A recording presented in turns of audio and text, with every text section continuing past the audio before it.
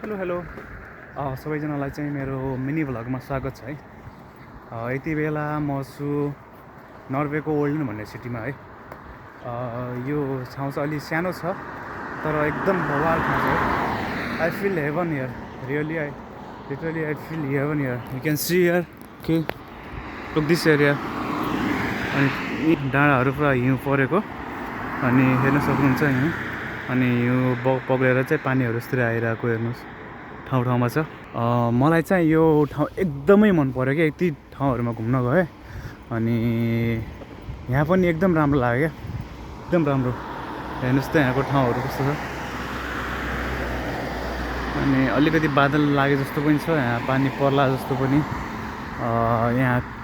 यहाँको वेदर यस्तै हुन्छ क्या। पानी अघि केही समय अगाडि चाहिँ यहाँ घाम लागिरहेको थियो, अहिले चाहिँ फेरि एक्कासी बादल लागिसक्यो।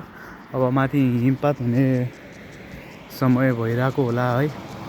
हेर्न सक्नुहुन्छ तपाईँहरू।